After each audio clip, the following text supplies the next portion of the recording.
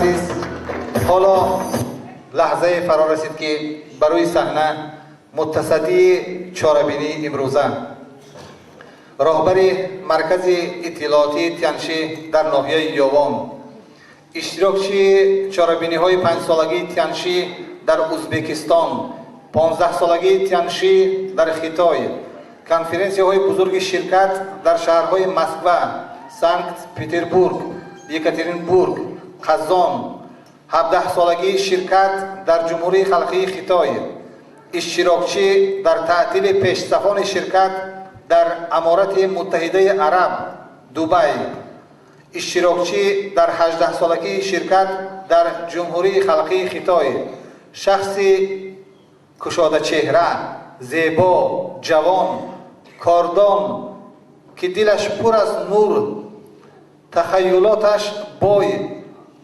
این هم باشد دیستریبیوتوری دارای 8 ستاره عنایف صدرالدین.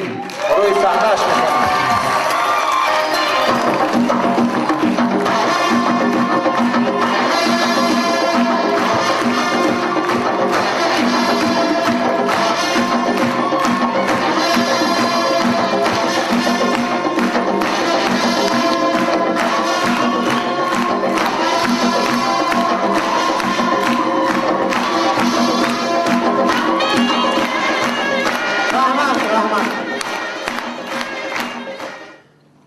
راستی من میفخرم از آن مادر و پدری که مرا به دنیا آورد.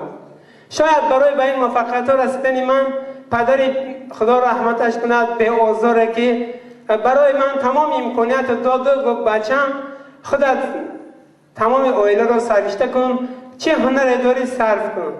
میفخرم از آن مادری که هر صبح مرا دعای نیک میتید و میفخرم از آن عائله که بنیاد کردم و آن دوسترکایی که تربیت میکنم. شخصا میفخرم از همون نامی که پدر و مادر برای من گذاشتند. انشاءالله وعده میدم که به مثل صدرالدین عینی همین نام صدرالدین نه اینکه در یک زرکمر، نه اینکه در یک یوبان، نه اینکه یک جمهوری تاجیکستان، بیرون از جمهوری تاجیکستان معرفی نمایم.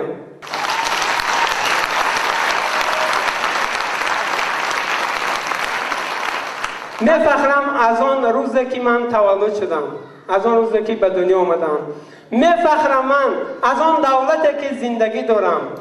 هر لحظه به خود میگفتم خیر از من ورزشگر نرومد، از من یگان عالم شاعر نرومد، لیکن من با کدام را توانم که جمهوری عزیزمان را نامبردار شویم.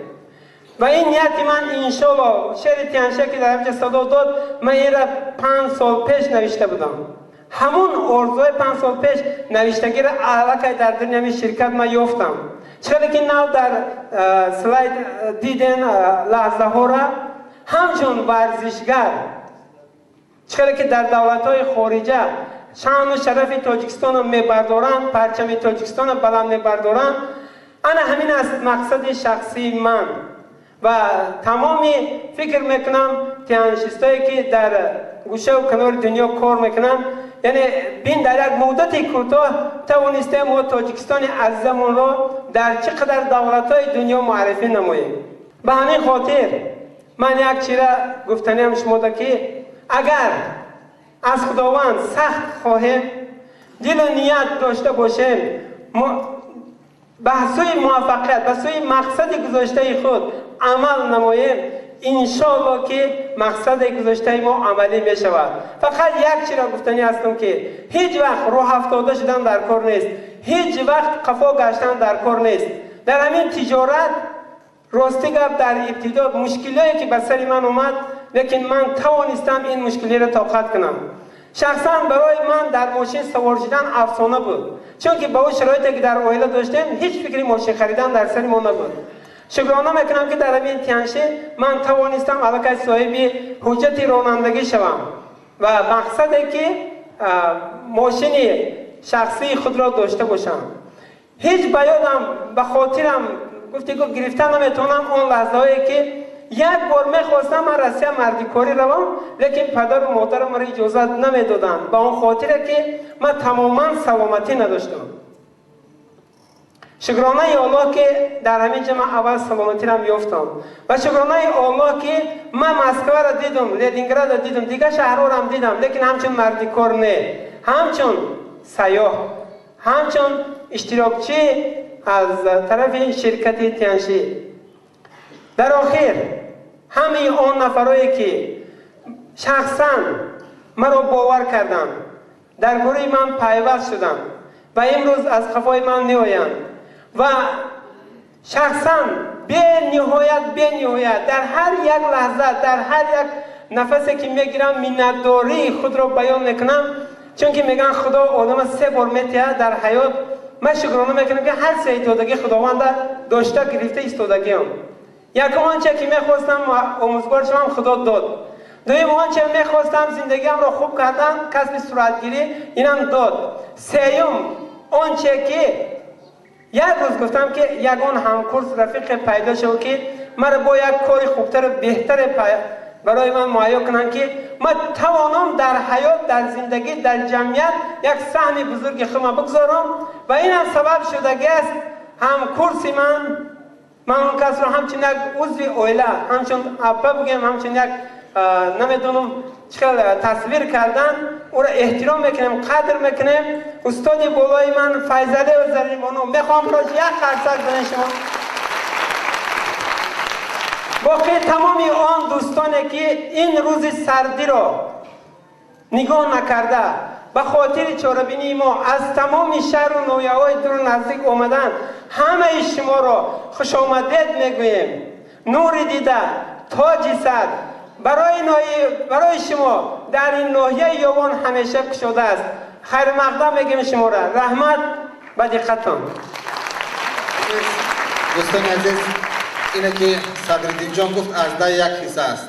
خداوند بهترین صفتهای نکو دارد و نکو کرداران و نکوکاران را دوست می‌دارد و همین بود که صدرالدین و صدها، هزارها، میلیون‌ها نفرانی که به تیانشی پیوستند با نیتی نیک، با آرزوهای نیک، با نفع رساندن به جمعیت، خداوند آنها را هدایت کرده است و باشد که هدایتگار ما و شما در آینده باشد.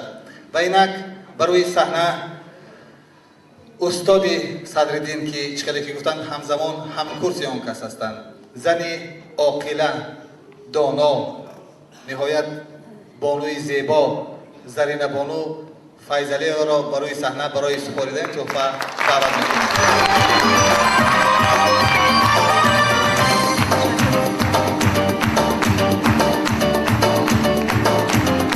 تشکر زیاد. راستی گپ صدرالدین دوستی من، همکورسی من، برادری من، همکار، همفکر و همقدمی من است. شرکت تیانشی حتی اویله من و صدرالدین را با هم خویش و اقربا گردانیده است. مادر صدرالدین را من و مانند مادر خود به نهایت دوست می دارم و به این شخص بزرگ گفتنیم، شاید اینجا حضور داشته باشند، میخواستم شما را ببینم مادر مهربان. برای تربیت چنین فرزند به شما عرض سپاس میگویم. به شما منتداری خود را میرسانم که شما چنین فرزند تربیت نموده. تشکر زیاد.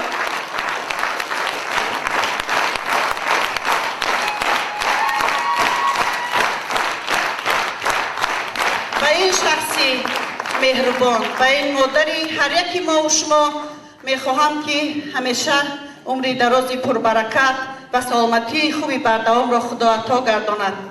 بگذار سرشان درد و دلشان غم را هیچگاه نبیند. ما از این کس به نهایت منتداریم و تشکری نه تنها من بلکه همه مبارک شود. و باز شما که میبینیم تحفه دیگر شیفته طیاره برای شرکت در کنفرانسی های خارجی. مبارک شود.